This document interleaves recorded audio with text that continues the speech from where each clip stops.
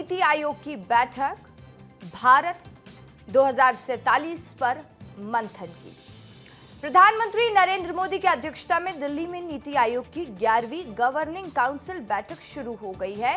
इसमें सभी राज्यों और केंद्र शासित प्रदेशों के मुख्यमंत्री, उपराज्यपाल, केंद्रीय मंत्री और नीति आयोग के अधिकारी शामिल हुए। बैठक का मुख्य फोकस विकसित भारत 2047 का लक्ष्य हासिल करने के लिए समावेशी मानव विकास की रणनीति तैयार करना और उसे हर नागरिक तक पहुंचाना है।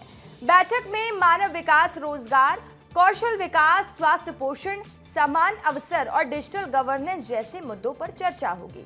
साथ ही विकसित भारत के लक्ष्य को जमीनी स्तर पर लागू करने और राज्यों के विकास विजन को राष्ट्रीय विजन से जोड़ने की रणनीति पर मंथन होगा।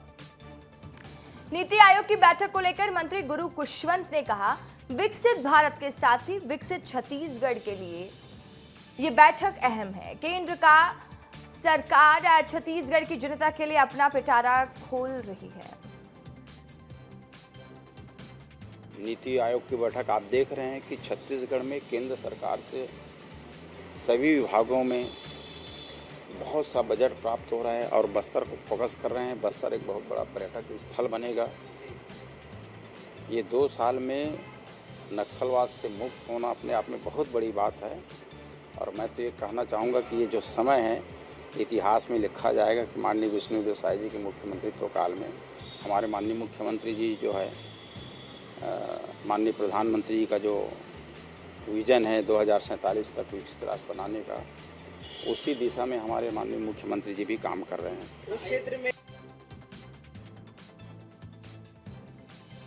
नरेंद्र मोदी जी और भारत सरकार हमेशा छत्तीसगढ़ को सौगात देते हुए आ रहे हैं और जब भी मुख्यमंत्री जाते हैं तो निश्चित ही बहुत सारी बातें होती हैं, बहुत सारी चर्चाएं होती हैं और बहुत सारे सौगात हमको मिलते हैं। तो निश्चित ही आज भी मुख्यमंत्री गए हैं तो निश्चित ही आने वाले समय में जरूर छत्तीसगढ़ को मिलेगा और लगातार मिल भी रहा है। और हमें पूरा भरोसा है कि भारत सरकार और यशस्वी प्रधानमंत्री नरेंद्र मोदी जी का विशेष सहयोग हमारे छत्तीसगढ़ को मिलता है। और इस खबर पर ज्यादा जानकारी के साथ हमारे सहयोगी अमृत तिवारी हमारे साथ लाइव जुड़ गए। अमृत, देखें नीति आयोग की बड़ी बैठक, सभी राज्यों के मुख्यमंत्री भी शामिल हुए बैठक में। क्या हो रहा है, क्या अपडेट है वहां से? देखिए, नीति आयोग की गवर्निंग काउंसिल की बैठक देश के विकास के लिए काफ़ी मायने रखती है। पिछली बार जो बैठक हुई थी और उसमें जो एजेंडे तय किए गए थे उसके अनुसार जो है सरकार जो है आगे बढ़ी है। हर किसी विकास को लेकर के एक ब्लूप्रिंट होना चाहिए और मोदी सरकार ने अगर देखा जाए पिछले अपने कार्यकाल में लगातार एक माइलस्टोन सेट करने को लेकर के अपने एक टारगेट सेट किया और उसके अनुसार ही आगे बढ़ रही है।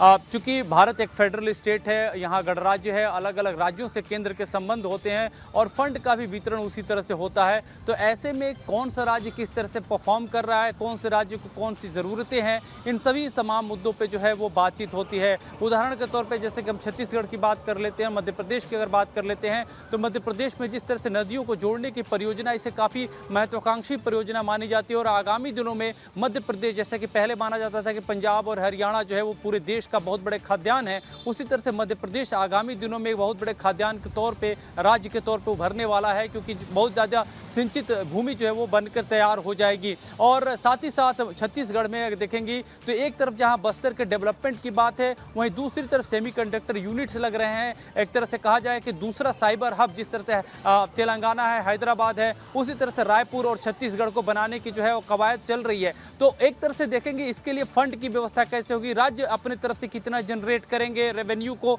तो इस आधार पर जो है बातचीत जो है केंद्र और राज्य के बीच में चलती है। यहाँ पे जो मुख्यमंत्रियों का जमावड़ा होता है वो सीधा संवाद जो है सीधे केंद्र के साथ होता है, प्रधानमंत्री होते हैं, तमाम जो है वरिष्ठ अधिकारी होते हैं। अमृत, आप इस खबर पर नजर बनाए रखिएगा, आगे की जो भी अपडेट होगी आपसे लेंगे। फिलहाल के लिए शुक्रिया।